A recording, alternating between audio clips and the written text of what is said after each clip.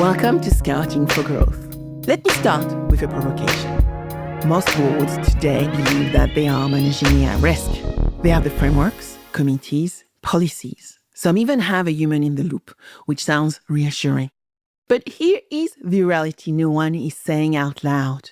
You cannot govern what you cannot truly understand. And you certainly cannot control what is starting to act on your behalf. Because we are no longer deploying tools, we are deploying decision makers. And yet, in too many organizations, trust is still treated as a compliance exercise, instead of the one thing that determines whether AI scales safely or fails spectacularly. So today I want to explore a sharper question. What does it actually take to build organizations where trust is engineered into every decision before autonomy outpaces accountability? To unpack this, I'm joined by Steven Abel from Oliver Wyman and Franklin Manchester from SAS. This is a conversation about trust by design, not as a slogan, but as a leadership mandate. Because in the age of agentic AI, trust isn't what you say, it is what your system does.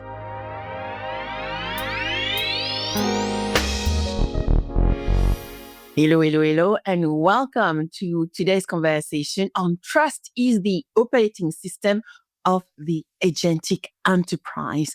I'm today with Franklin Manchester and Steven Abel, and we are going to dive into a concept which is so important to me right now.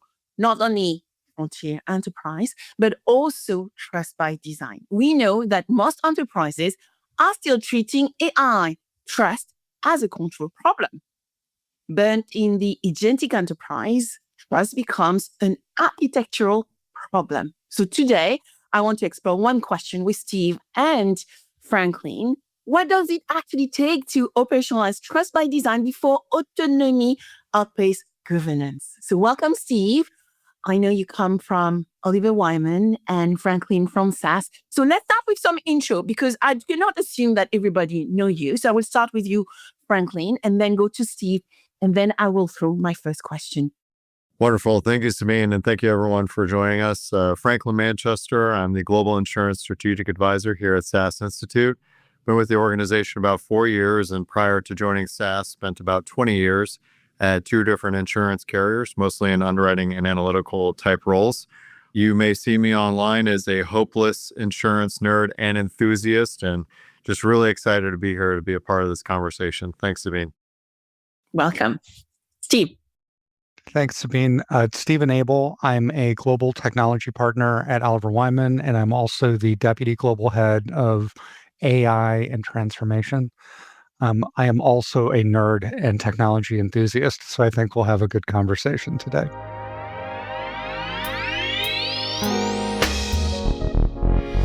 So let's start with the industry, right? It's over-indexing on models and under-investing on trust. And just 2 days ago, you won't believe, I saw a Fortune 500 piece of article saying that 93% of organizations are investing in AI and only 7% on people. So Steve, let's start with you. What is the industry still getting fundamentally wrong when it assumes that more models, more data, and more tools will somehow create more trust? My belief is the indexing on the LLM features of AI is interesting but wrong thinking when it comes to the trust agenda. The architecture of these models themselves don't lend themselves to a high trust environment. And it's not to say that AI and LLMs aren't unbelievably powerful tools. And it's not to say that in conjunction with other tools and techniques, we can't build high trust environments. It's just been an under-invested, under-focused on area in the AI landscape. And we're still having conversations about human in the loop, which drives me crazy because it's not an effective way to manage trust at scale. So Franklin, where do you see companies confusing AI activity with actual AI readiness? And maybe you want to comment on the human in the loop, on the loop, because these are conversations we are having all the time as well in the industry. Yeah, completely agree. The data we have from the SAS Trust Imperative Report shows that about 70% of insurers are using some form of AI, more traditional AI like machine learning, but only 7% are what we might call transformative. They're really starting to accelerate their adoption, utilization of artificial intelligence. And many of them are either underutilizing trustworthy systems or putting more reliance on systems that are not trustworthy. So that type of disconnect, that mismatch, is confusing that AI readiness because it's not actually enterprise ready. One of the fun facts from that same report is we trust generative AI 200% more than machine learning, which is bonkers to me because machine learning has been around for like 30 years. But it really speaks to this very human reaction that we trust things that give us a sentimental answer. So I think that really underscores the issues that we're dealing with. Yeah, and I remember the piece of research SAS put out with The Economist last year, right? 200% of us trust AI system more than we trust normal machine learning systems. And it's interesting because that requires for us to rethink what is our role when we actually use generative AI system, right? Okay, we may be orchestrators, but we need also to be investigators. We need to actually be managing those systems because of the hallucination, right? It's still there. And we need to make sure we implement the right guardrail. But it is clear that adoption is moving fast. And we need to make sure within regulated industry that we apply trust in everything we do. Otherwise, we are going to churn those customers.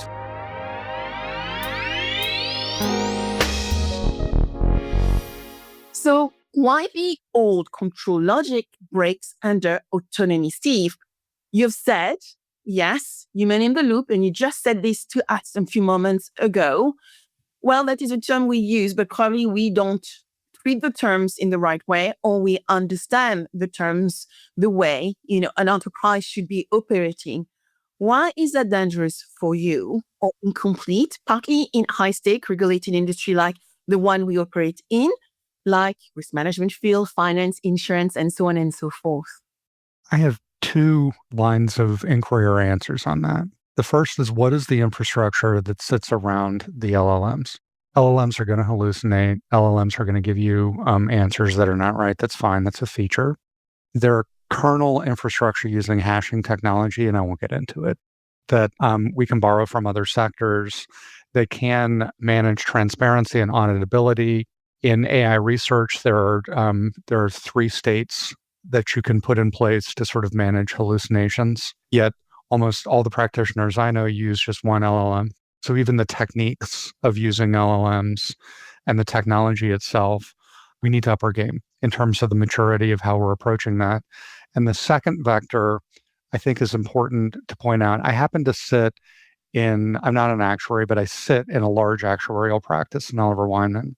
And I'm old enough to be aware of the days when reserves for an insurance company were not signed off by actuaries. And then the actuaries went to the regulators and said, hey, you need a trusted body of practitioners that can provide reasoning to the governance we have in place. And I was just talking with a whole lot of risk managers the other week, and we were talking about risk management and AI.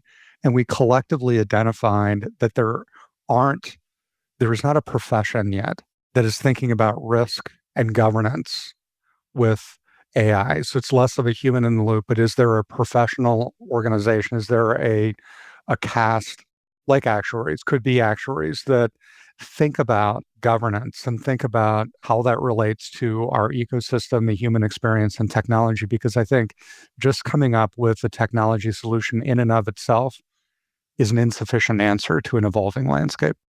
Steve, I remember when we talked last that you talked about the inadequate architecture, right, that sits in many corporations as well. And we as humans, we are asked to validate output at scale today, but no human can realistically manage. Can you tell us a little bit more about your point of view of what is happening right now around what we are being asked to do when a company is moving to become much more AI-powered enterprise? I can, and I'll use another analogy. I am old enough to remember the days when data centers were not locked down. And developers could go in and touch a server and change things. And this idea of infrastructure, of something that a small number of practitioners can manage to make invisible for everybody else, things like security and cyber, and we don't need everyone in an enterprise to be an expert in cyber management, in server management, in lockdown infrastructure, because we have professions, we have people, we have technology that manages all of that that's highly specialized.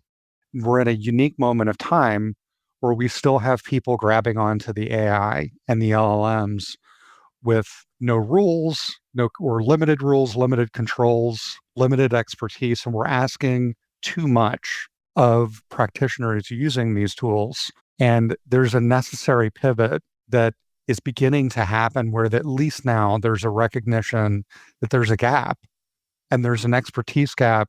And my opinion is federating that out to millions of people is probably not a good idea. But thinking about it in an industry and thinking about it across industries is a really good idea. But I'm interested in, is that crazy or what do you think? It's not crazy. And I'm glad you mentioned rules and made myself a little note so we could talk about that. I think federating out to an enterprise these capabilities, I think we need to take a step back. And from an organizational perspective, what is our AI narrative as a company, as an enterprise? What are the guardrails that our people have in place within the employee handbooks, our company policies and procedures that say, this is how we're going to use AI or not, right? And, the point you made earlier about governance, is our group thinking about this? I don't think that there is. We see a few examples of insurers really taking this seriously in terms of governance as a competitive advantage, standing up AI ethics committees. Some of the work that I'll speak to a little bit later with our own data ethics practice, we're seeing these examples start to pop up, but not near fast enough to keep up with the pace of the technological change. And that is a real gap. So I agree with you, and you're not crazy. Thank you. I remember being one of your colleague, Franklin Hoana, where during the presentation, Hoana highlighted, you need to start thinking about your organization based on the data layers, the model layer, and also the governance layer. And at the same time, when you think about governance, right, and maybe a definition of what governance is may be quite relevant now, Franklin, think about it around trust in the identity layer as well. So when, Franklin, things tend to break in big enterprises, and I'm sure you've seen that happen many times when, people think they can do everything with copilots to moving to an autonomous agentic environment. Where do you think they tend to break the most? So at SAS, we talk about things in terms of people, process, and technology, and like the playbook for adoption and moving your technology to scale. The intentionality of people being first in that equation is the proof point of why that playbook works, because there's still no more sophisticated sensor than a human being and a more powerful computer than the human brain. Your people are your eyes and ears. You have sometimes tens of thousands of them, and they will find out first when something breaks. And typically what breaks is around process. Steve, to make my own age joke, I am old enough to have sat in a room during a lean change agent deployment where we, with little sticky notes, would walk out on a whiteboard all of our processes. Well, 25% of what an agent would need to do isn't documented anywhere. It's anecdotal, it's colloquial, it's in now the digital realm of the hallways of our organizations where an underwriter, an adjuster, an actuary asks their colleague, what do I do here? I looked in my manual, I don't know what the next step is. And then they share that tribal knowledge. The process will break first, unfortunately. And with agentic systems, the power of today's artificial intelligence, those processes, when they do break, are going to be incredibly severe. We've seen examples of this in the ecosystem already with basic autonomous systems. And this example I would point out is Cigna's PXDX, a performance to diagnostic model, where 300,000 pre-approved claims were denied in a single month. And that is a process failure In an autonomous example, I can only imagine what's going to happen when you don't address the people, process, and technology in a sufficient way, where now you put an agentic system on top of that for underwriting, claims, sales, customer service, and the downside risk that we're going to see when those systems are deployed without that consideration. Once they start acting right, not just advising people, this is where trust is really a non-negotiable principle within the organization and part of the operational infrastructure. Anything you want to add, Steve, to this comment from Franklin? Maybe a slightly orthogonal view. I agree, and there's a narrative that process control and controlling use is scalable, and I don't think either are. I think the mindset now needs to begin to shift to control as infrastructure and trust as infrastructure, something that we aren't relying on a process or a human or saying, I'm just going to lock this down and provide guardrails. The guardrails need to be baked in at every layer. And we will reach a point, or we've already reached a point, where some of the capabilities of agentic AI and AI itself will exceed or far exceed the capabilities of the human in the loop. And the narrative that the human in the loop is the most powerful cognitive agent might not always be true. And I'm going to go on a limb here. I think this idea of AGI, that AI needs to have general intelligence, is also wrong thinking. That AI can develop a type of unique intelligence that's not like human intelligence, that is superior in a way that a calculator is faster than most humans can do math. And if we just extend that analogy, AI is going to have capabilities that are scaled faster, done better than the human in the loop. And that's already happened. It just hasn't happened in the way that we're measuring. Because our yardstick is an AI behaving like a human. Maybe an AI will never behave like a human. That doesn't mean that the risk doesn't exist. Steve, I also agree that AGI is a myth, that we will not achieve a machine thinking like a human. We don't even understand how the human brain totally works, frankly. And if I break this down to an earlier comment you made, Sabine, we're talking about data and models, right? Very sophisticated models. But to borrow a quote from George Box, all models are wrong and some are useful, right? So the idea that I'm going to get artificial general intelligence that is more human than a human could possibly be in its thinking and its creativity and its ability, we're talking about a model which is a proxy for reality, but not reality itself. So I tend to agree with you. Somebody says AGI is going to be here by 2040. I disagree.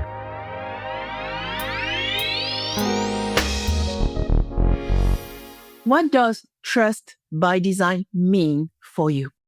There's some immutable characteristics. We need to know what's happening. So auditability, we need transparency.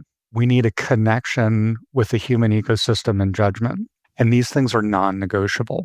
The technology and the processes exist to have all of these things today. How do I know that? We have built those things. But I don't know that they're consistently built in technology and tools that are being deployed. I don't know that they're even being consistently considered. It's normally an after the fact.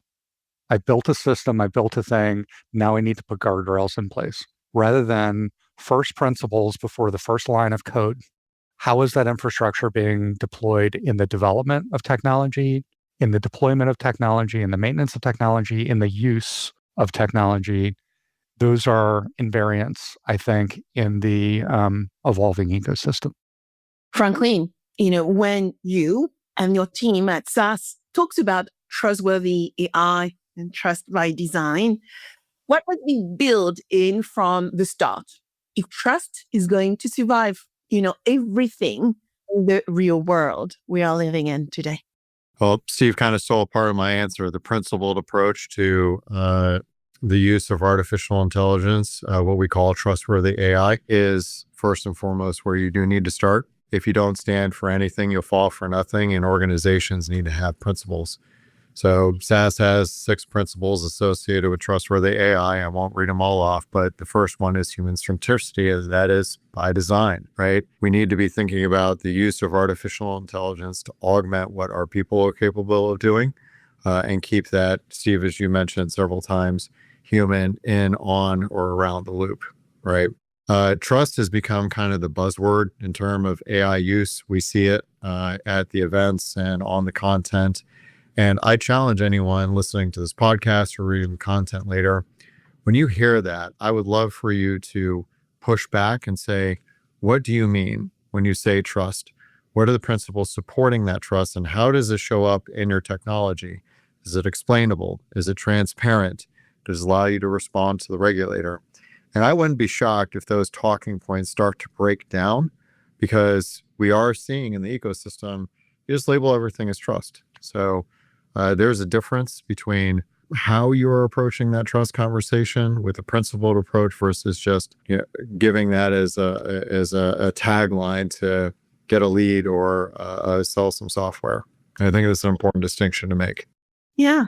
And I learned that from you when we started looking at this last year, actually, Franklin, when we start to unpack what governance and compliance versus compliance mean, right? We started talking about transparency, explainability, monitoring, accountability, understanding the model are not stable. So lifecycle discipline as to how we integrate all those different components by making that human the center of everything in some ways, but making sure that as we interact with customers, they know what is happening, because there's still biases. And with those biases, therefore, we can actually impact our relationship with the customer. I don't know that scales over time. And again, back to the analogy, there is infrastructure that operates today that very few humans interact with.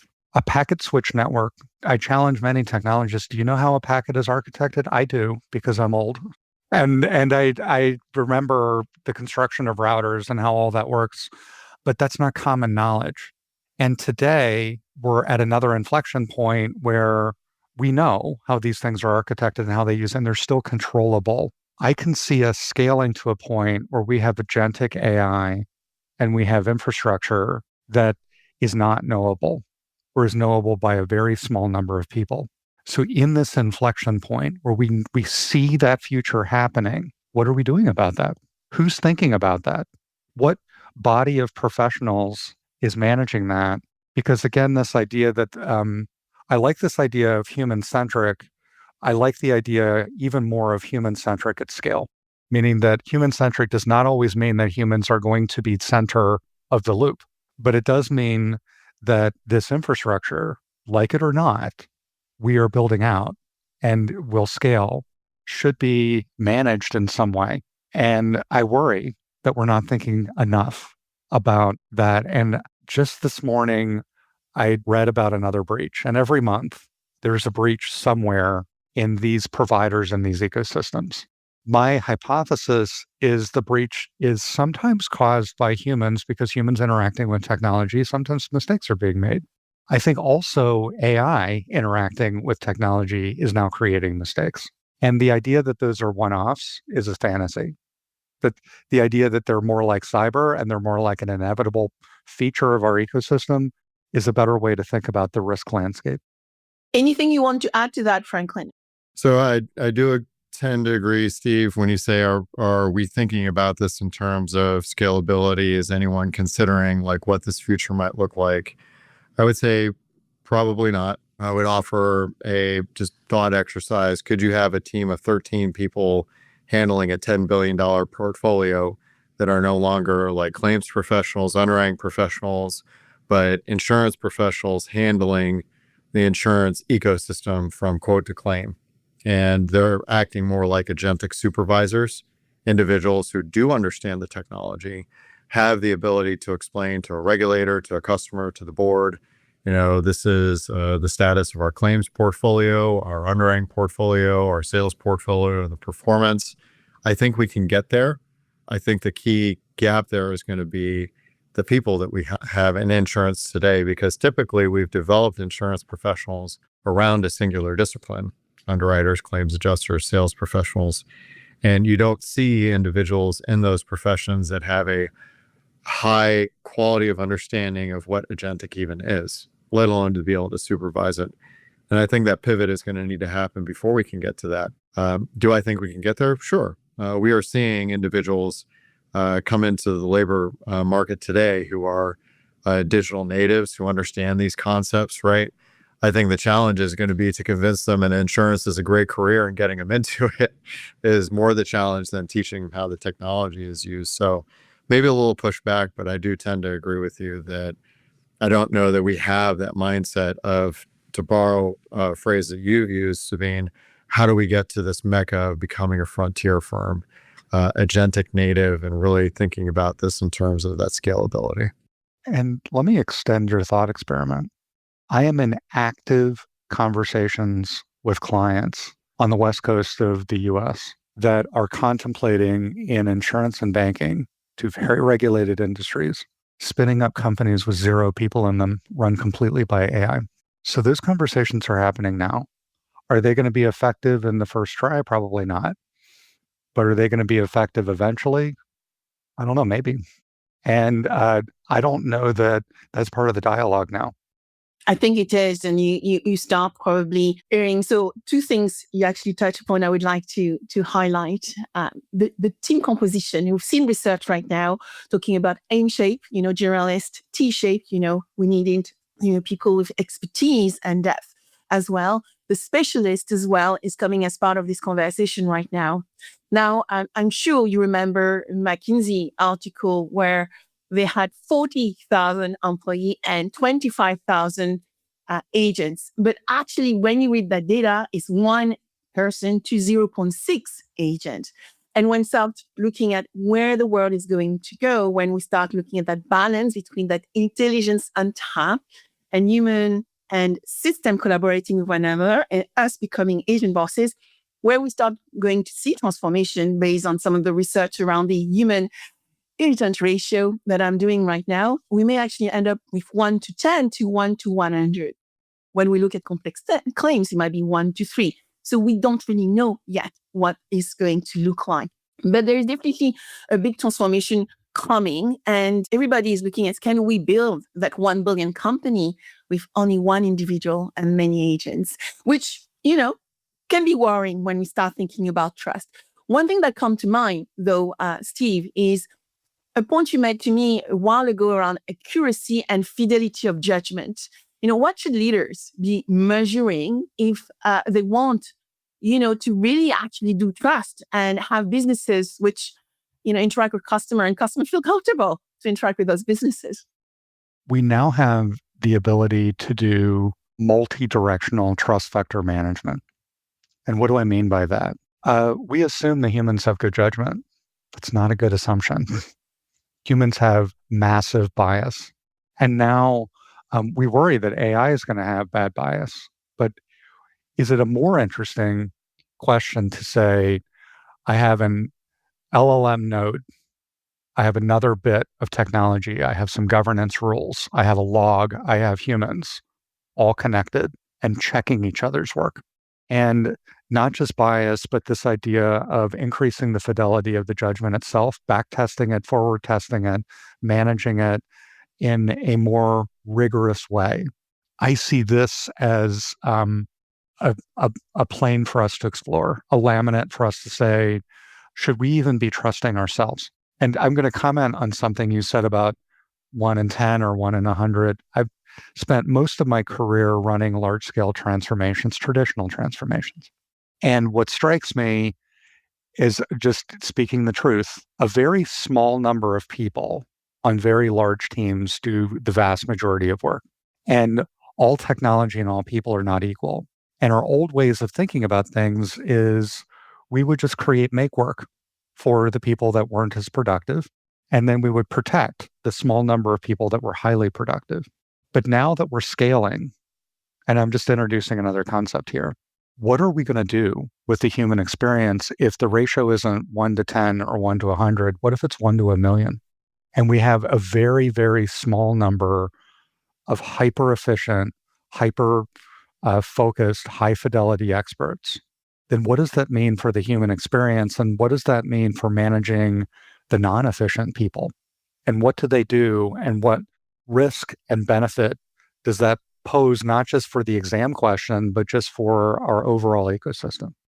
Gosh, 1 in 1,000,000. I don't know how to think about it. Maybe you want to respond to this, Franklin, but I would make a comment based on the conversation I just had last week, which is we are back to the first industrial revolution and the second industrial revolution, which means when we actually implemented the steam power engine, it took the businesses 60 years to adjust, right? Infrastructure operationally.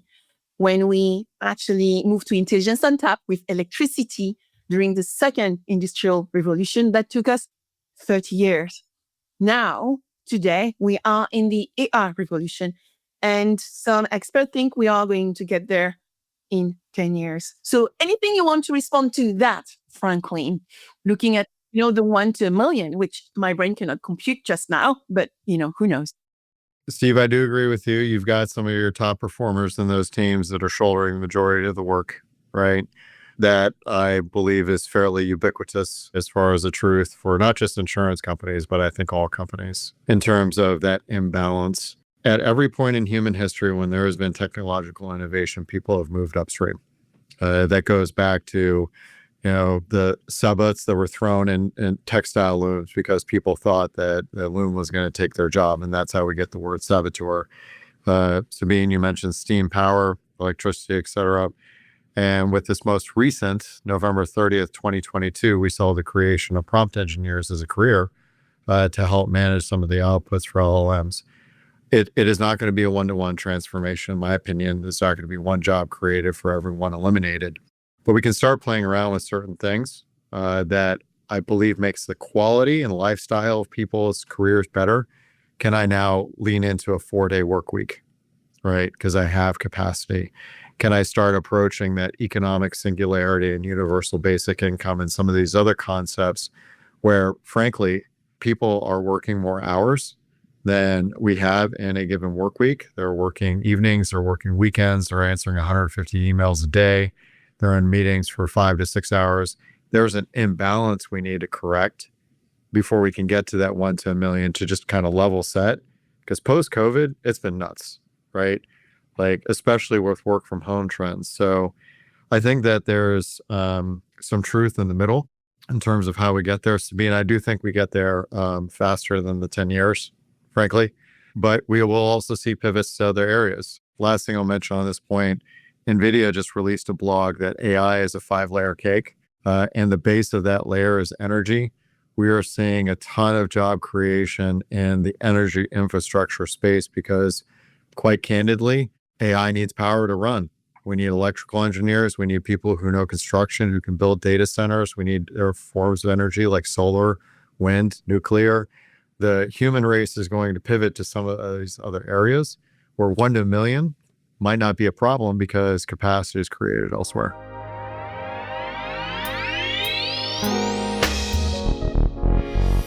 So I would like to dive into the leadership test now. What CEOs and boards must do today to actually jump on the bandwagon? Starting with you, Steve.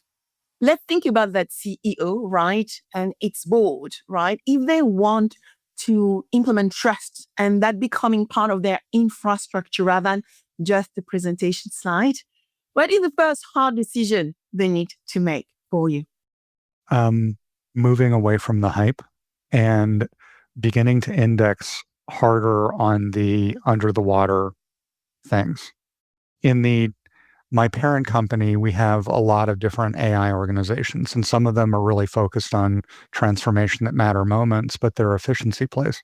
And I love efficiency plays. Those are fantastic. And as a consultant, that brings joy to my heart to make things better and more efficient. It's the index to say the trust agenda is even more important than the efficiency agenda. And the trust agenda for the environment, for your company, for the fidelity of your answers. This idea that maybe your actuaries are the most important people in your company. That is a hard shift psychologically, because historically the control vectors The accountants, the actuaries, are viewed as back office practitioners. They're viewed as an afterthought, as something that, well, I have to do them. Right now, during this 2-year or 10-year shift, one of those answers that's right or somewhere in between, it is imperative for the boards and C-level executives to pay attention and index hard on those under the water people and capabilities that are the tip of the spear that are going to take us through the turbulence of this transition from where we are now to where we're going to be. You know, a lot of research highlight that the chief finance officer today is probably one of the most important executive on the board because of the risk that needs to be managed, the guardrails that needs to be put in place, and anything which is done by AI, if we want to actually ensure that there is execution, there's a financial impact. Frankly, if you were advising a CEO and the board around one of the 3 non-negotiable you would insist for them to consider if they were going to implement agentic workflows, transform their companies to become frontier, what would that be? Yeah. So the foundation here is going to be incredibly critical. You can't do agentic if you don't have the right chassis to do agentic, right?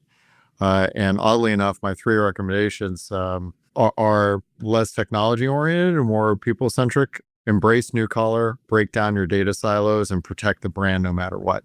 So what do I mean by that? We're starting to feel out this idea of new collar, not white collar or blue collar, but new collar. The worker that is using AI as a part of their day-to-day, this digital infrastructure, AI literacy or AI narrative, the codification of AI safe use gives you that clear accountability because, again, as I mentioned earlier, the human being is still the most sophisticated sensor on the planet. So you need those individuals really honed in on AI's use, its safe use, et cetera. Breaking down the data silos. I've been in too many organizations and conversations where the data does not connect.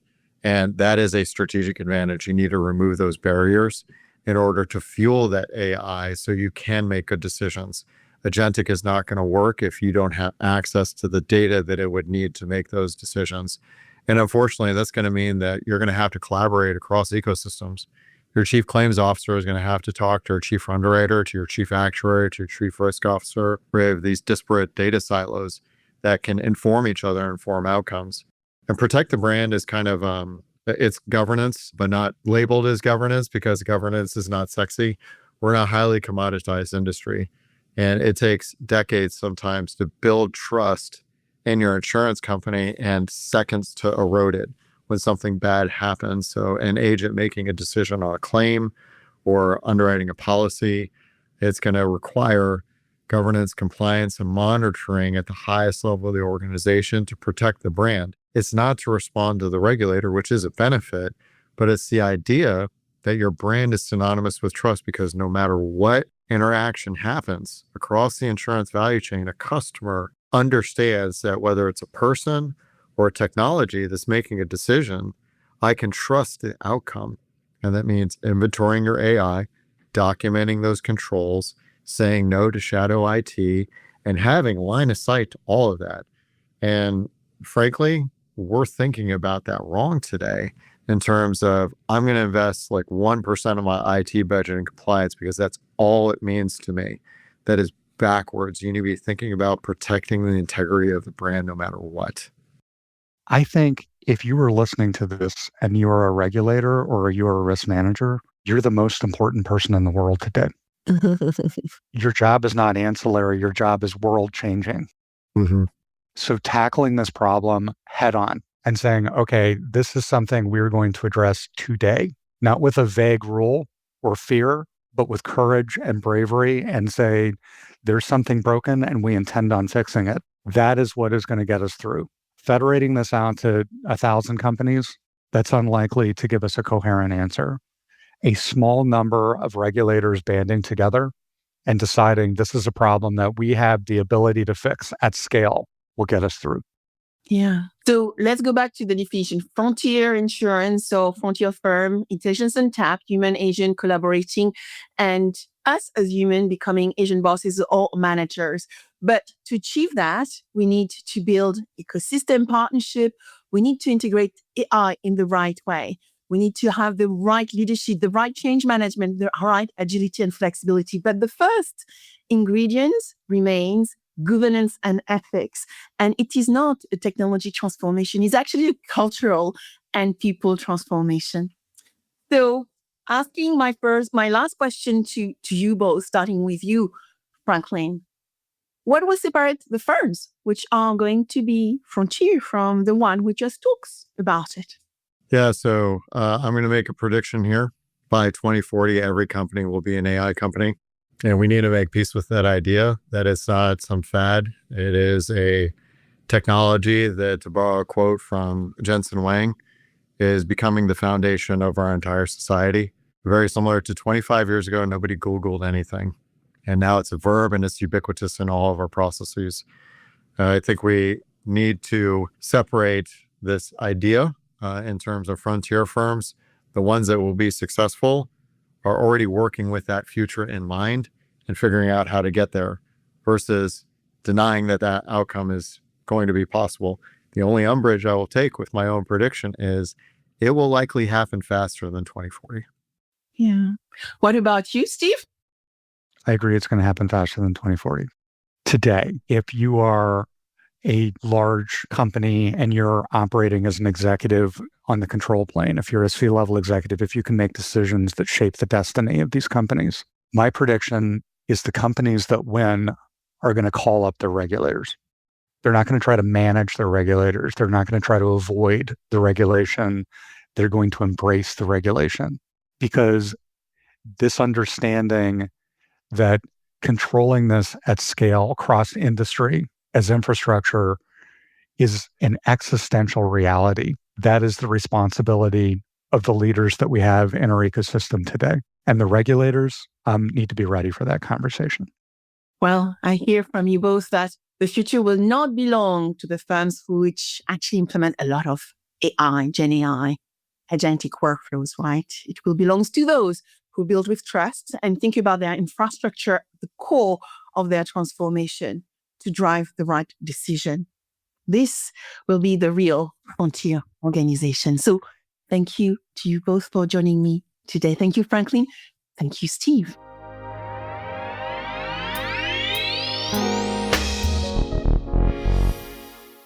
Let's be clear. This isn't a technology conversation anymore. It is a leadership test because once AI systems start acting, meaning approving, declining, recommending, executing, every decision they make becomes a reflection of your governance, your culture, and your accountability.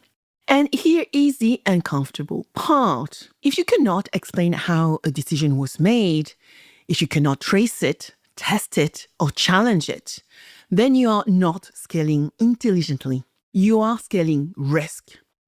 What Steve and Franklin have made clear today is that trust by design is not optional architecture. It is the difference between organizations that can safely scale autonomy and those that will eventually be forced to pull it back. So, for every CEO and every board listening, the question is no longer, do we trust AI? The real question is, have we built a system that deserves that trust? Because the frontier firm won't be defined by how fast they adopt AI, but by how deliberate they design trust into every decision that AI makes. And that is not a technical choice, that is a leadership one. If today's conversation challenged how you think about AI trust and decision-making, good. Because that is exactly where transformation begins.